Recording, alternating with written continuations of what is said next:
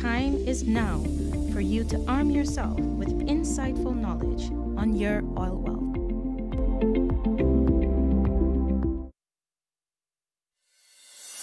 Hi guys, brace yourself for a real-time experience with me, Sophia Dolphin, on Kaieteur Radio, as we discuss how to maneuver real-life situations, how to avoid wasting your time, your money, your love, and your energy.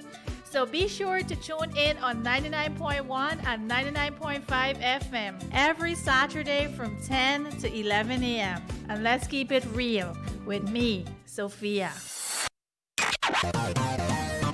Kaieteur Radio, keeping you informed. Demerara and Essequibo 99.1 FM. Burbies 99.5 FM.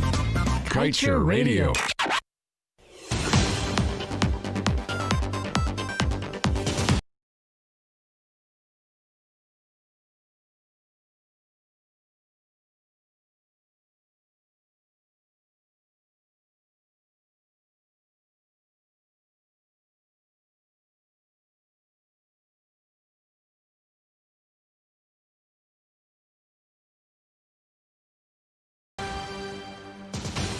Good evening and welcome to this evening's newscast right here on Kaieteur Radio. I am Kevin Smith.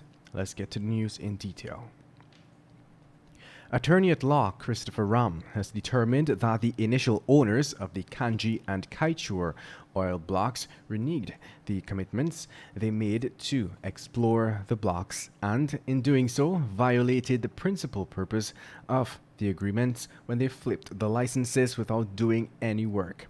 He explained that this violation constitutes sufficient grounds for Guyana to recover the asset and that government should do so. Ratio Guyana, owned by Ratio Petroleum, and Kaieteur Energy Limited, formerly Ratio Energy, each sold 25% of their Kaieteur block ownership to ExxonMobil on March 1, 2017. The transaction waited 2 years following their receipt of the license from former President Donald Ramotar on April 28, 2015, during which the companies did no work on it. It was only until ExxonMobil became operator that it conducted a seismic survey 2 months into the ownership and is currently drilling the Tanager 1 well. In other news, after failing to meet their contract obligations, thereby costing taxpayers millions of dollars, the government yesterday exercised its right to terminate 2 multi-million-dollar school contracts, which were awarded to Brian Tiwari's BK International Incorporated and Courtney Ben Contracting Services. The Minister of Legal Affairs and Attorney General Anil Nandlal this morning dispatched letters to the company's secretary of both of the local contractors for the construction of $352 million St. Rose's High School and the $827 million Yarukabra Secondary School. In other news, Executive Vice President of the Chief Financial Officer of Hess Corporation, John P. Riley, said that the reason the development cost for the Payara project is so much higher than the Liza Phase 2 project is that the design includes more flowline pipings to cater for the greater number of wells. He made the statement during the company's Q3 earnings call in response to a question from Paul Chiang, an analyst from Scotia Howard Weil, of the reason Payara ended up costing more than Liza 2 instead of less. But the Liza 2 and Payara projects will utilize floating production, storage, and offloading vessels capable of producing a maximum of 222,000 barrels per day, and which will each draw from wells estimated to hold 600 million barrels.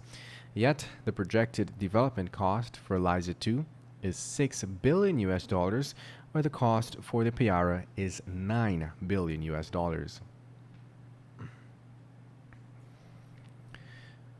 And moving on, as Guyana continues efforts towards the creating of a robust local content policy that would be supported by legislation, there are several examples within the industry, while that the PPPC government can use as a guide to ensure its citizens have every possible chance of being given first preference in the oil sector.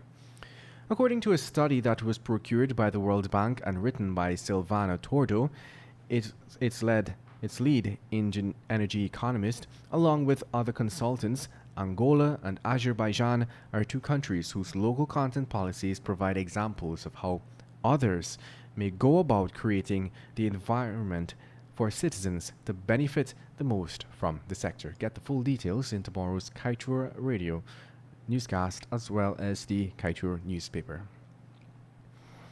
Let's tell you now that President Irfan Ali has said the government will be utilizing the services of local experts as it prepares for the construction of a new 12-mile, 4-lane highway on the west bank of Demerara.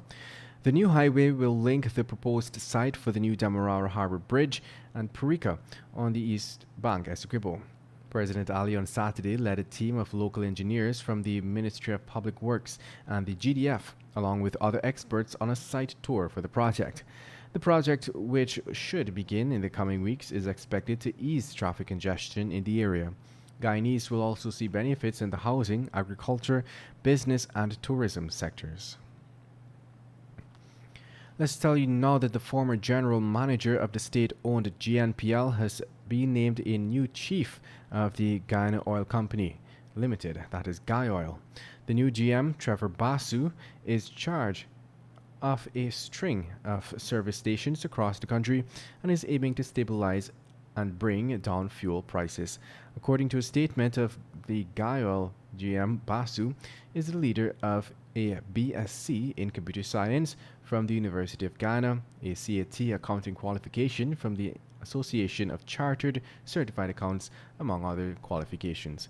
Guy Suko disclosed that after being interviewed and selected by the board of directors, Basu joined the state-owned company on Monday, October 19, 2020, and has since been reviewing the operations while interacting with staff with a view of understanding the situation.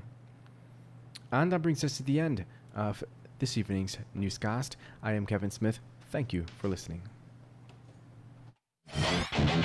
Want value for your advertising dollar? Then place your ads on Kaieteur Radio's newscasts. Streamed live on 6 different mediums, reaching hundreds of thousands. Advertise today and watch your dollar grow. Call us on 225-8465 or 226